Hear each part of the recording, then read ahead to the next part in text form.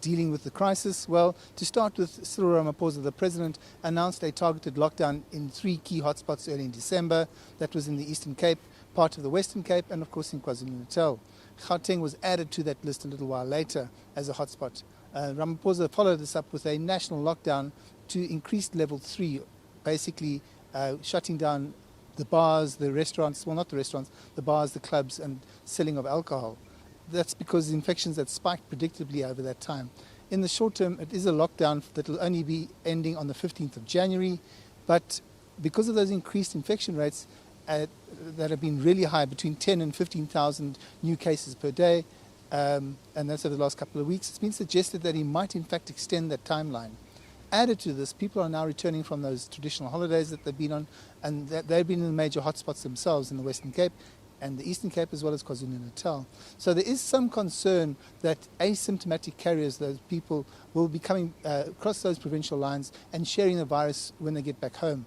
So the likelihood of an extension is pretty high at the moment. Angela, of course, the other concern in the UK is that scientists feel that the vaccine that they're currently administering around the country might not be able to protect against the new variants coming from South Africa. How does this affect ongoing studies and vaccine trials in South Africa?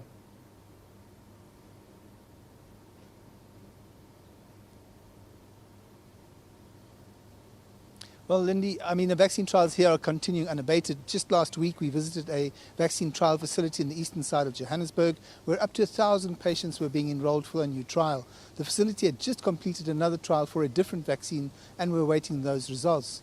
As to whether the current vaccines are effective against the various variants that have now been identified, at least 2 vaccine developers have said that they're going to be adding updates in their next vaccine batches to address the new variants. And that's according to Professor Tulio de Oliveira at CRISP, the KwaZulu Research Innovation and Sequencing Platform. So if those 2 big producers are moving to upgrade or update their vaccines, it's most likely that the other 5 or so that South Africa are talking to will also have to re-engineer or update those vaccines that they're busy creating.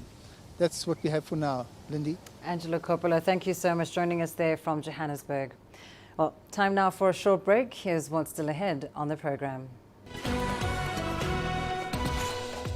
Ethiopia and Sudan optimistic that an AU proposal to resolve the Grand Ethiopian Renaissance Dam row will succeed.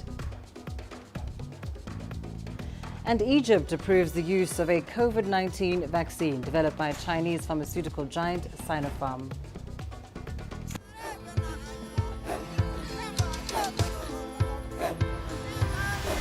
Africa is a continent of diversity, with varied climates and enchanting geography, and a people so distinct, but with a shared enduring spirit. We are at the heart of the continent to bring you the untold stories. Let's have a look. We celebrate Africa as it shapes its own destiny. I've been Tunis, Cairo, Juba, Johannesburg, Ethiopia, Tanzania. Africa Live. Find your voice.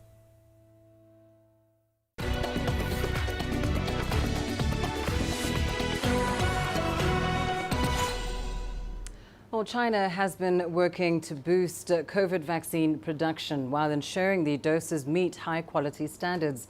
Authorities last week approved Sinopharm's vaccine for general public use, and inoculations for high-risk groups have kicked off in China, with more people expected to receive vaccines in the very near future. Gao Yiming has the story. Mass vaccination is now underway in parts of China. In the capital, Beijing, health workers are ramping up inoculation at designated hospitals for high-risk groups. These include cold chain workers, customs inspectors, as well as medical staff themselves. After getting the vaccine, they are required to stay for at least 30 minutes of observation to ensure they experience no adverse reactions. I felt good after the shot. The doctors and nurses here are very professional. I work in the catering industry. I feel fine after vaccination. I don't feel sick and haven't vomited at all. Everything is good. In fact, vaccinations have already been taking place elsewhere in the country since mid-December, when authorities approved inoculations for high-risk groups. The COVID-19 virus is highly contagious and can be transmitted through the air. For vaccine production, this demands strict conditions to ensure the safety of both vaccines and medical workers. 我们一般呢，在这个 P3 车间里是3级防护啊。 In our high-level biosafety workshop, there are 3 levels of protection. The first level is on the equipment itself. There can be no leakage from the tank for cultivating the virus. The second level is that the negative pressure workshops need to be sterilized regularly. The third level is that the building must be resistant to a magnitude 8 earthquake, and its power has to be always on. 4小时供应不能断电。 This is the COVID vaccine production line at Beijing Biological Products Institute, a unit of Sinopharm subsidiary China National Biotech Group. The line produces 300 doses every minute. After packaging, they'll be transferred to cold storage, waiting to be distributed to vaccination sites nationwide. Under strict production requirements, pharmaceutical companies also have to provide comprehensive and transparent product information. 每一支疫苗，它有自己的像我们身份证一样，每个人有一个。 Each vaccine has a code, like a personal ID. It records the vaccine's manufacturing process. You scan the code and we'll find out who it's given to and other related information. 追溯它到哪去。 Company officials and Chinese health authorities have expressed a high degree of confidence about the vaccine's safety and effectiveness, and plans to distribute it more widely look set to unfold over the coming weeks and months. Gao Yiming, CGTN. Well, meanwhile, Egypt has granted regulatory approval for the use of the COVID-19 vaccine developed by Chinese pharmaceutical giant Sinopharm. Egypt's Health Minister Hala Zayed told local media that the first batch of the vaccine was delivered in December and more doses are expected in the country later this month. The most populous nation in the Arab world has recorded more than 140,000 cases of COVID-19, including 7,800 deaths. That's, of course, since the outbreak last March. Yasir Hakim has more. It's finally been made official, and Egypt is getting ready to begin vaccinating people by the end of January. Minister of Health Hala Zayed says the government is planning to purchase 40 million doses of China's Sinopharm jab, making it the main vaccine to be used in the North African country. If we are talking about Sinopharm, we are talking about inactivated vaccine. So we are talking about a virus that has been attenuated and inactivated inside the lab, and then you build your vaccine on it. So that's the most old and the classic way of building a vaccine. So we can say that it is the most safe one. In clinical trials, for example, for Sinopharm, we've been participating in the clinical trials with 6,000 participants. Last but not least, the price, because inactivated and attenuated vaccines, are actually cheaper than the new technologies. The first people to receive the vaccinations are the frontline healthcare workers, the elderly and those with chronic disease. They're estimated to number about 21 million people. Each shipment from China will include 50,000 doses. To speed up the supply process, the government is negotiating with Chinese officials to explore the possibility of producing the Sinopharm vaccine in Egypt. You need to initiate what we call a technology transfer platform. It means that the Chinese manufacturer, they visit a plant here in Egypt, which has been actually executed maybe a couple of months ago, to check the plant, to check the technology inside Vaxera, Maslow al-Laqah in Egypt. And they estimated a 6 months reform and what we call a capacity building for the plant to be ready for manufacturing. So we are estimating by end of 2021 that we do have a ready platform for reproduction of the Chinese vaccine if everything went well. Producing it locally will also enable Egypt to supply neighboring African countries with COVID-19 vaccines. Meanwhile, Cairo is also planning to import other vaccines to help inoculate those who will not have been vaccinated. Yes, Hakim for CGTN, Cairo. While staying in North Africa, Tunisia's Ministry of Health says it will make 2 million doses of a COVID-19 vaccine available to people in the country from the second quarter of 2021. The ministry has already reached a deal with international firm Pfizer to get the vaccines at the price of $7 per dose. Adnan Chouachi has the details. The Director General of the Pasteur Institute in Tunis has pointed out that the vaccine was chosen due to its early encouraging results. Tunisian health authorities are also in contact with several laboratories around the world as they seek to acquire other vaccines too. Pfizer will provide the first doses of the vaccine, which is being used in many countries. Based on evidence from clinical trials and scientific publications, this vaccine has proven results in boosting immunity. It's effective at preventing laboratory-confirmed COVID-19 illness. It's also safe. 2 million doses will be delivered in the second quarter of 2021.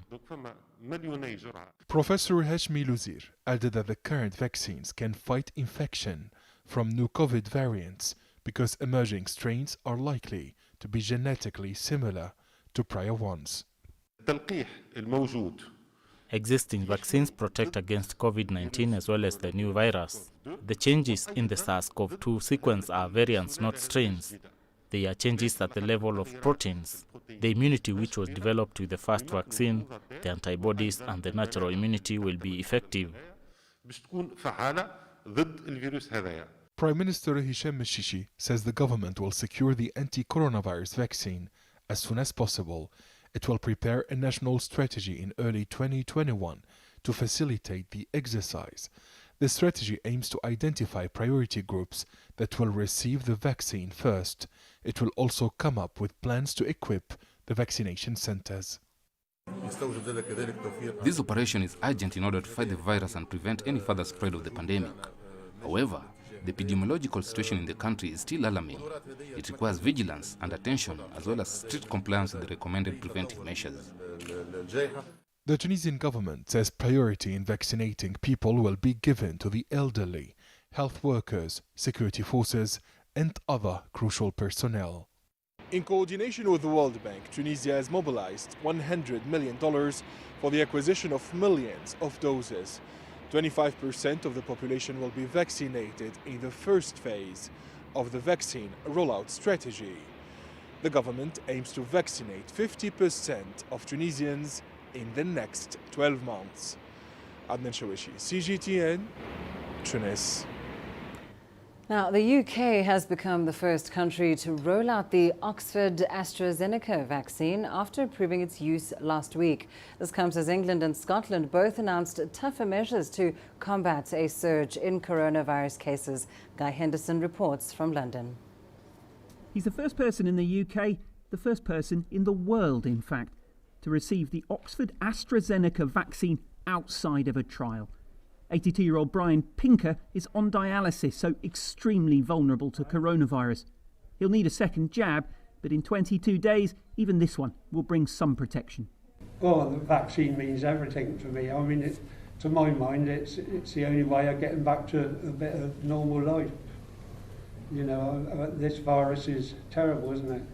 Normal life seems far off, though. Daily cases in the UK exceeded 58,000 on Monday.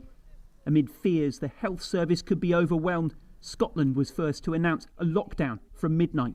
We have decided to introduce from midnight tonight for the duration of January a legal requirement to stay at home except for essential purposes. This is similar to the lockdown of March last year. Within hours, British Prime Minister Boris Johnson followed by announcing tougher measures for England in a formal address to the nation. The government is once again instructing you to stay at home.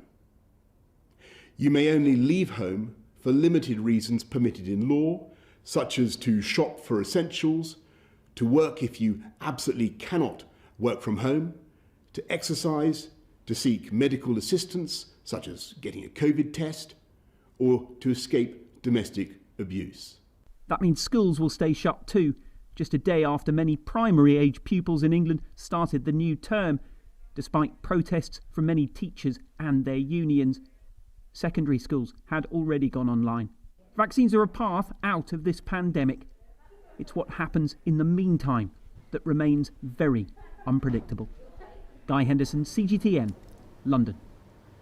Returning to news from Africa now, Ethiopia and Sudan have reportedly accepted an AU proposal to resolve the row on the Grand Ethiopian Renaissance Dam, while Egypt has rejected the draft document. However, the future of the usage of the Nile in general remains a contentious issue. Here's CGTN's Girum Chala with more. The virtual meeting of the Foreign and Water Affairs Ministers of Ethiopia, Egypt and Sudan was held in order to attempt to resolve the contentious issues over the Grand Ethiopian Renaissance Dam. The meeting was convened by the Minister of International Relations and Cooperation of South Africa on behalf of the African Union. According to the official statement from the Minister of Foreign Affairs of Ethiopia, a draft agreement proposed by the African Union has been accepted by Ethiopia and Sudan.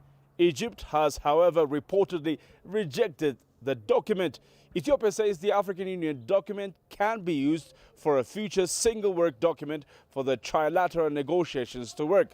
Sudan too agrees on the importance of this document for the success of the talks. We still do not know the exact contents of the African Union proposed document. According to people who took part in the latest round of talks, most issues regarding the filling and annual operation of the Grand Ethiopian Renaissance Dam have been agreed on. The main difference now lies on, and I quote, the correlations between the Grand Ethiopian Renaissance Dam guidelines and rules and the future water development projects on the Nile Basin. End of quote. Gurumjara, CGTN, Addis Ababa, Ethiopia. For more on this, we are now joined by Adel Al-Makhroui in Cairo, Egypt. Adel, of course, as we know now, Ethiopia and Sudan have reportedly accepted the AU proposal in an effort to resolve this row on the Grand Ethiopian Renaissance Dam. Egypt, however, has not. Can you explain Egypt's position on this proposal? Well, Lindy, this is according to Ethiopian reports in general, but let's take it from an official perspective. Egypt has not approved or disapproved the document. There is no official stance announced from the government that refer to either. In fact, Egypt has been so far has not given any official remark when it came to the proposal documents that was released by the experts committee from South Africa. Sudan also has not accepted or approved the document. In a statement from the Sudanese Irrigation and Water Resources Ministry on Sunday, on January 3rd, the ministry said that it believes the step of that proposal is a positive step. However, and this is a quote also from the Sudanese ministry, is that this move is insufficient. Sudan wants to have clearer guidelines and description of the role that experts will be playing in the negotiations and how exactly will they define the conflict in the future, define the scientific facts of the GERD and help in the negotiations in the future. That was on Sunday. On Monday, Sudan has actually refused to join the talks, the trilateral talks that South Africa, as the head of the AU, has been hosting. And in a statement from the Sudanese Irrigation Ministry, Sudan said that it preferred, after the first round on Sunday, to have bilateral meetings throughout the week. Bilateral meetings between Sudan, South Africa, and Egypt, each of these two countries on their own, to start having a round of talks to determine what are they agreeing on and what are they not agreeing on. And then by the end of the week, Sudan was suggesting that this is where actually the trilateral talks is set to resume. So in general, and to brief, Egypt is still on a neutral basis from the document, has not officially announced its stance. Sudan believes it's a good step, but it is still insufficient. It has withdrew from the talks that should have been going on the next day on Monday. Overall, the three countries still insist, specifically Sudan and Egypt here, from the descriptions that released from their governments, they still insist for resuming peaceful talks. There are trilateral talks set by the end of the week, and all of the three countries are hoping to put an end to these talks by the end of the month. That is when South Africa's position as head of the EU will expire, and it has been hosting so far the talks throughout the year, and they believe there might be a chance for them to conclude these talks before the chairmanship of the African Union is set off to another state. Indeed, a slow and difficult march towards that deadline. Thank you so much, Adel Al-Makhraoui, live with us there from Egypt. Well, you are watching Africa Live. Let's now take a short break. Your business news coming up next. In business, South Sudan declares 2021 a year for investment as it seeks to woo foreign investors. Africa is the nexus of enterprise, and global business will tell you why it matters. From the mega investment projects to multi-billion-dollar mergers and acquisitions. Africa today collects, just in terms of revenues from taxes alone, $545 billion a year. If you take 10% of that and you devote it to the energy sector, problem solved. All this on Global Business, weekdays at this time on CGTN.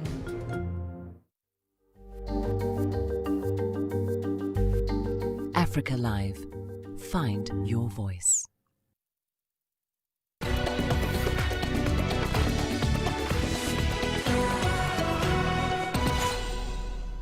South Sudan has declared 2021 a year for investment. This as it seeks to woo foreign investors into the country.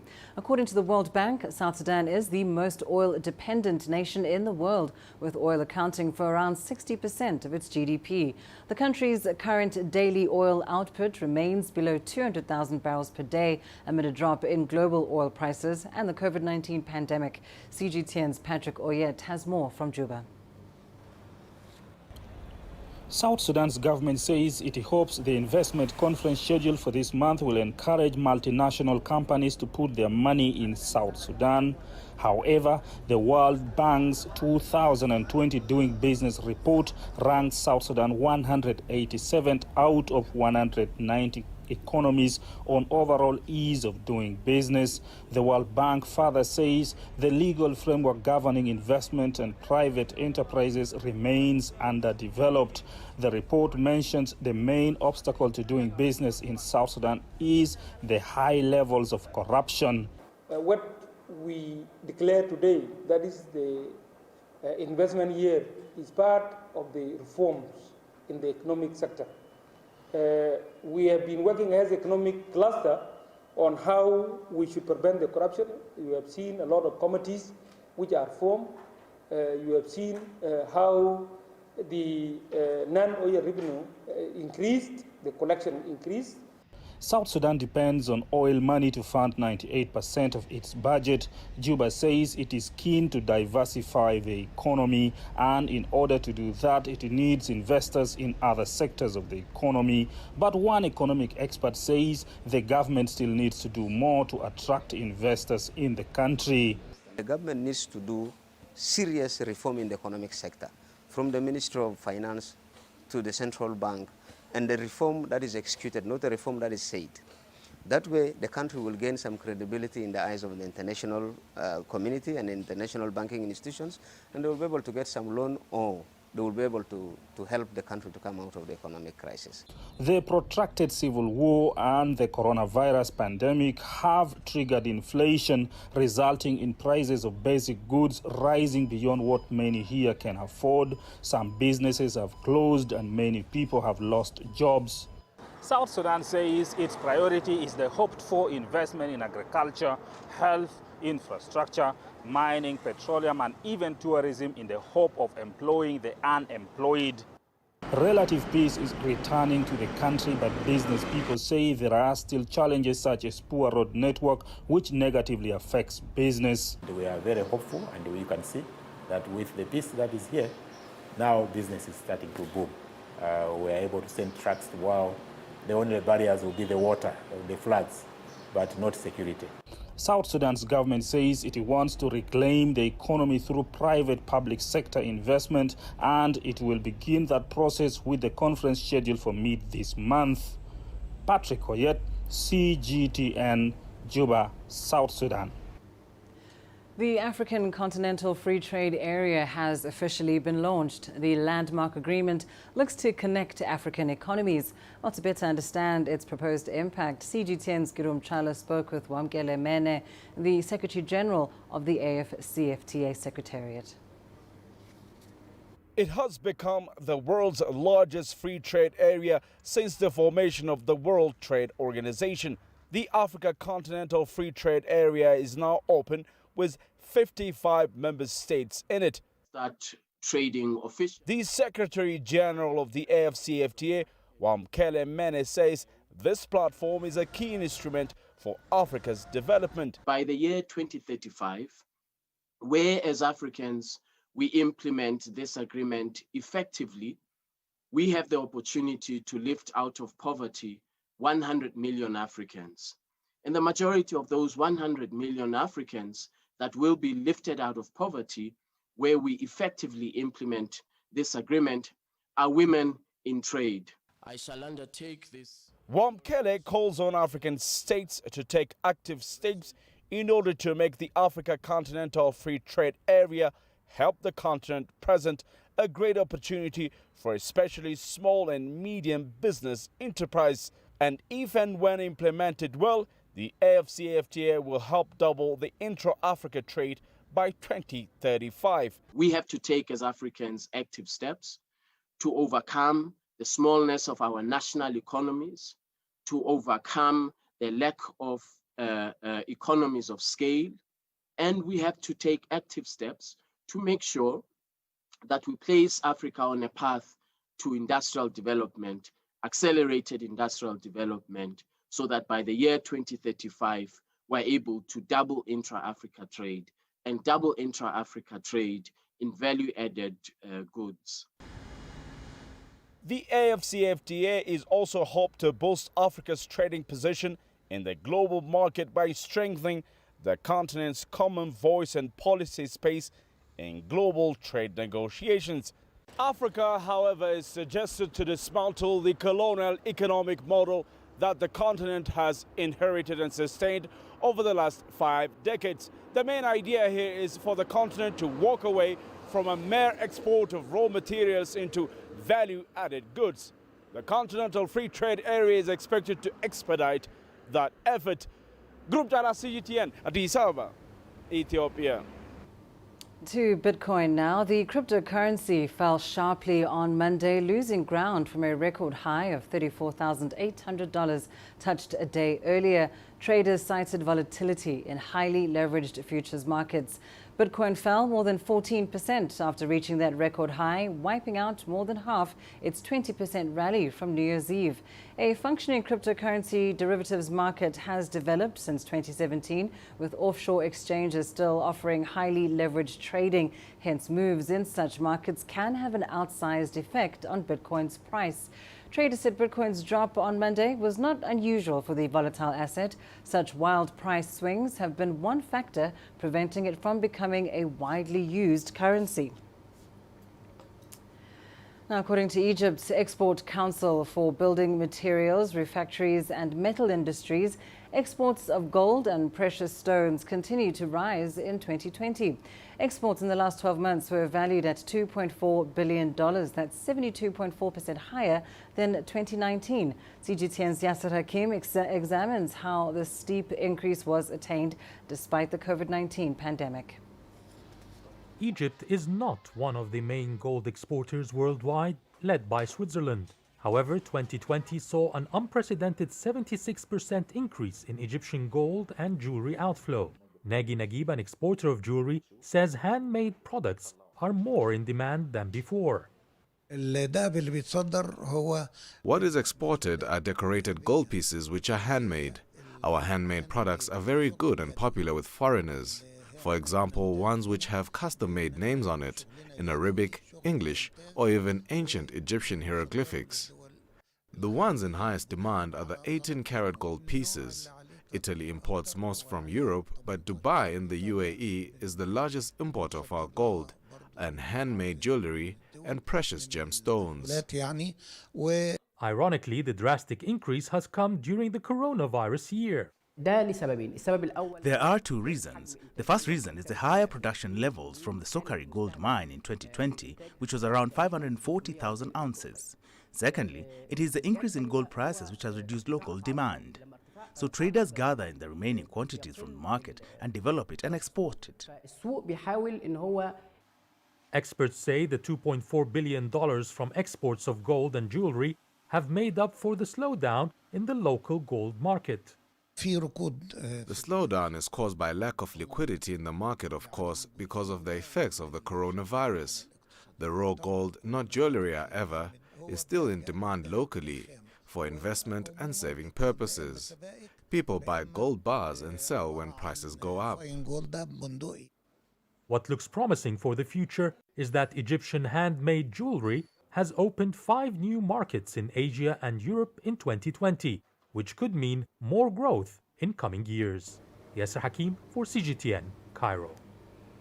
You're watching Africa Live. More news from the continent and beyond right after this short break. Join us in global business and see Africa through our eyes.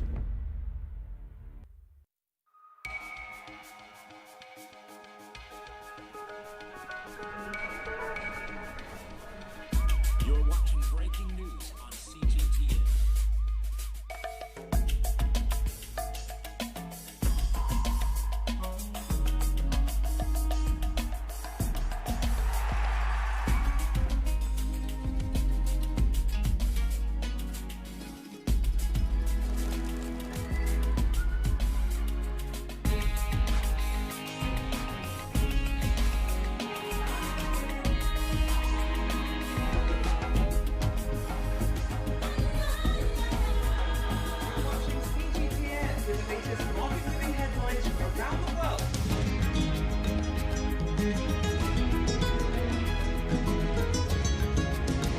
Welcome to the world today on CGTN.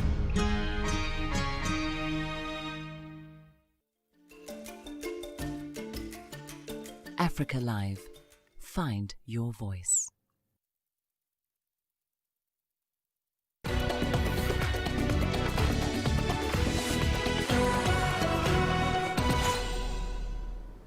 Having twins or triplets can be a tricky affair in Tanzania. Like many other places in sub-Saharan Africa, premature births, low birth weight and poor nutrition are just some of the factors that make multiple births challenging.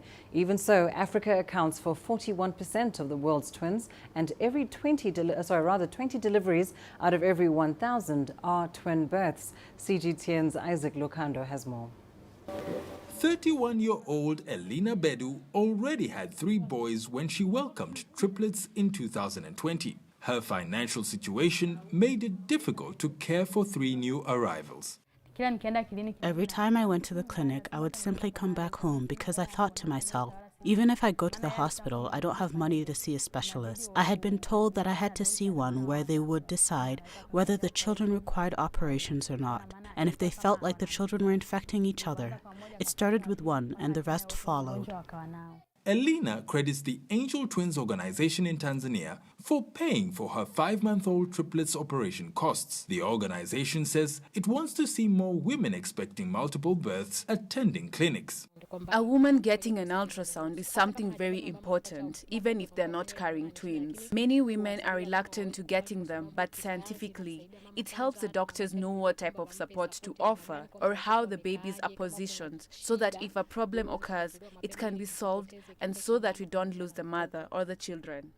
Government statistics show that the rate of pregnant women attending clinics has steadily risen over the years to reach 98%. However, only 24% attend during the first trimester, which can put the women and their unborn babies at risk. According to a study published by the Lancet Medical Journal, 1 in 5 twins dies before their 5th birthday.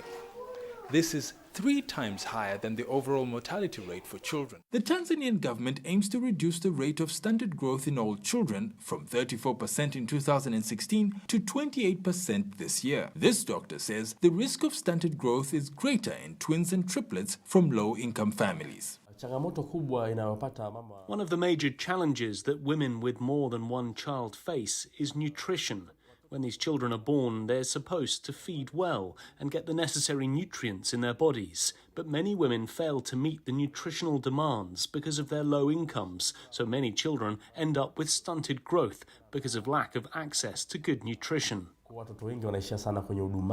Elena says she is aware that taking care of her triplets will not be easy. However, she still dreams of a good life for her children. I want them to study and get money so that way in the future they help others with problems out there, so that they will help people that they meet. May God help them to have a giving heart. As organizations like Angel Twins strive to support the health and well-being of twins from low-income families, more help is needed to ensure twins and triplets in the country don't just survive, but thrive. Isaac Lukando, CGTN, Dar es Salaam. Your sports news still ahead on Africa Live. Coming up, we take a look at drafts, a popular board game helping Ghanaians escape their daily troubles.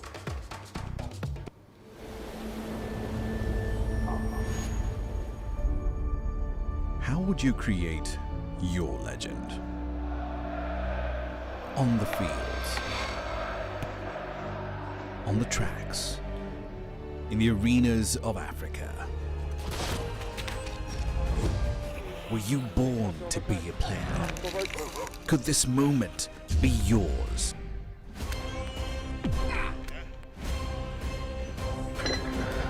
Sports Scene. Find your game.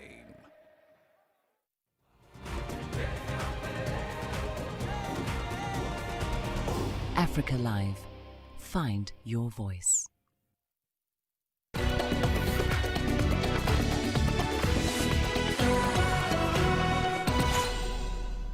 We start in Ghana now, where the board game drafts is one of the most popular pastimes for men. And it's not just a game to display their wit and strategy. Many say it also helps improve their mood and allows them to better handle life's daily challenges. Here's CGTN's Nabil Ahmad Rufai with more. Drafts is played by two players on opposite sides of the game board. Each player competes to take over the chips of his opponent and wins by capturing more pieces